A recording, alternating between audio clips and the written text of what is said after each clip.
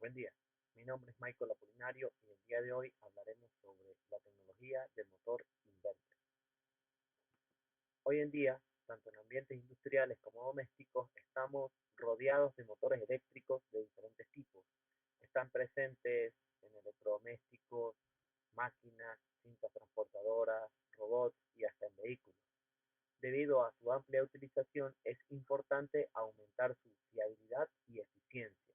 En el año 1981, en medio de una crisis energética, la empresa japonesa Toshiba presentó el primer aire acondicionado con motor inverter en su compresor, el cual mejoraba tanto el consumo energético como el confort. El desarrollo de microchips y semiconductores desde aquel entonces ha conducido a un mejoramiento y un abaratamiento de costos de esta tecnología, dando como resultado una aplicación mucho más amplia hoy en día. ¿Qué es la tecnología inverter? Es un sistema controlado electrónicamente para regular el voltaje, la corriente y la frecuencia de alimentación de un aparato eléctrico, con la finalidad de prescindir de partes del motor y utilizar más eficientemente la energía. Mientras que en los motores tradicionales la potencia entra al motor sin control y provoca picos de subida muy grandes y valles muy pronunciados en el flujo de corriente, en estos motores la potencia que entra se adapta al trabajo del motor. Por ejemplo, tenemos acá en la imagen lo que es un equipo de refrigeración con motor inverter, el cual es la línea verde, que en vez de parar y arrancar el motor en repetidas ocasiones, varía la velocidad de giro del motor que acciona el compresor, utilizando mejor la energía y manteniendo más estable la temperatura dentro del recinto a refrigerar. Al regular el funcionamiento de un modo más preciso, podemos conseguir una eficiencia mucho mayor. Esto repercute favorablemente en el gasto energético de los equipos y también en su duración. Por esto, los motores inverter son mucho más estables y tampoco sufren el desgaste debido a la vibración que acaba con los motores tradicionales. Eso hace que los equipos duren más trabajando igual. También tenemos lo que son las partes del sistema inverter. Realmente el motor inverter no es simplemente un motor, sino un sistema que consta generalmente de dos componentes principales, el inverter y el motor como tal. Dentro del inverter, en primer lugar, tenemos el rectificador que convierte la energía eléctrica de corriente alterna de alimentación de la red eléctrica en corriente continua. Luego tenemos un modulador de ancho de pulso o PWM por sus siglas en inglés, que modifica el ciclo de trabajo de una señal periódica cuadrada de forma pseudoalterna para controlar la cantidad de energía que se envía al motor. El ciclo de trabajo de una señal periódica es el ancho de su parte positiva en relación con el periodo y está expresado en porcentaje. ¿Qué quiere decir esto? Por ejemplo, si durante el intervalo de 10 segundos, solo durante un segundo, se le envía corriente al motor, quiere decir que está trabajando a un 10% de potencia. También tenemos dentro del inverter el circuito de control, que ordena a la PWM el ciclo de trabajo que se va a realizar en cada momento, es decir, ordena la cantidad de energía que se va a enviar al motor para así controlar mayormente la velocidad de giro. Otra parte fundamental dentro del sistema inverter es el motor. Generalmente se utilizan motores de corriente continua sin escobillas trifásicos alimentados por una corriente continua que para controlar de modo muy exacto la velocidad, la posición, la aceleración y el sentido de giro, se reciben las señales de la PWM que le indicará en todo momento al motor la velocidad que debe alcanzar. La señal de control típica tiene un periodo de 20 milisegundos, mientras que el ancho de pulso varía entre 1 a 2 milisegundos. También tenemos lo que son los tipos de sistemas de control en el sistema inverter.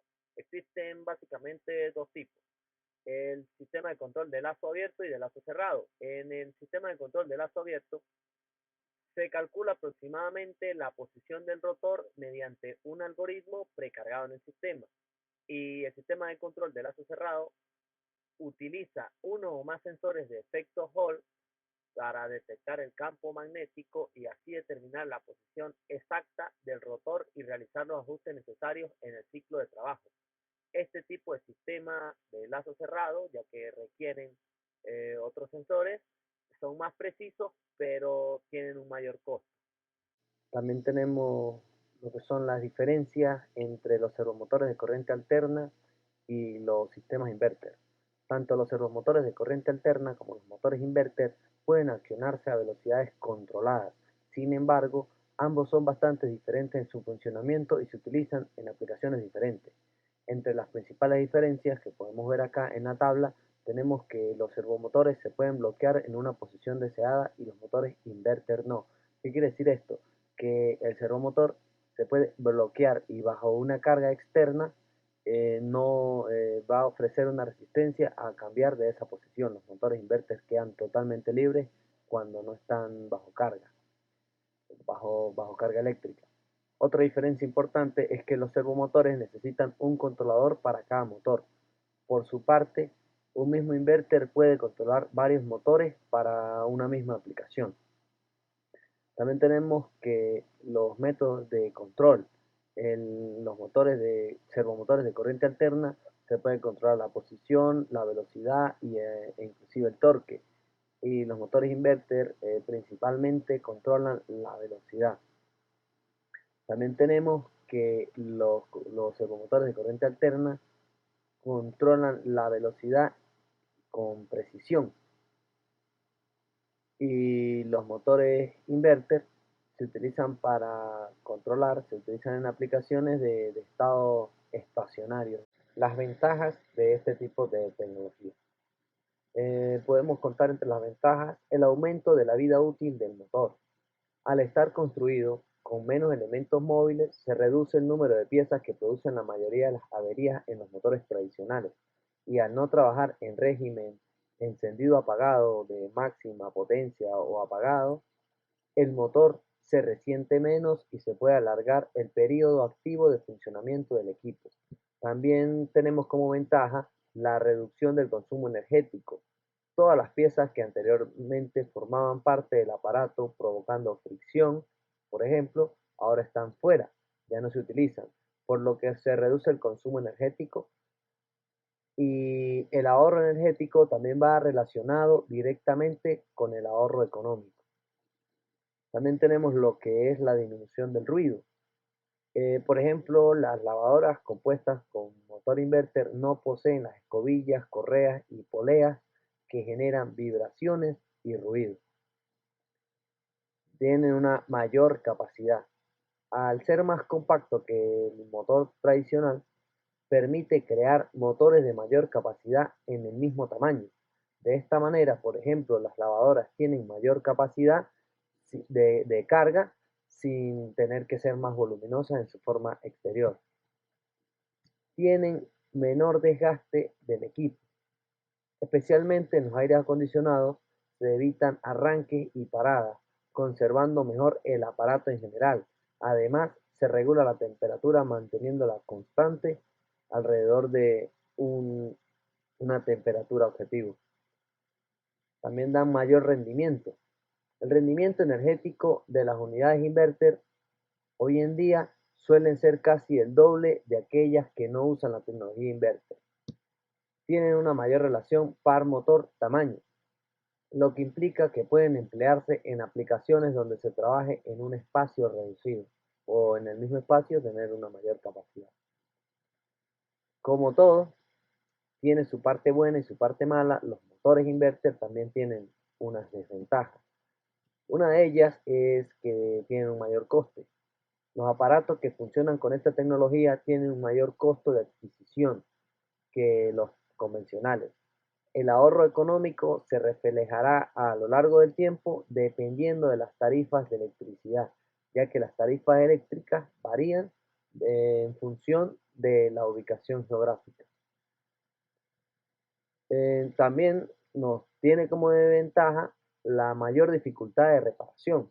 Al ser equipos más complejos, a diferencia de los motores convencionales, los sistemas inverter incluyen una mayor cantidad de elementos electrónicos de difícil diagnóstico y reparación, necesitando así servicio técnico especializado.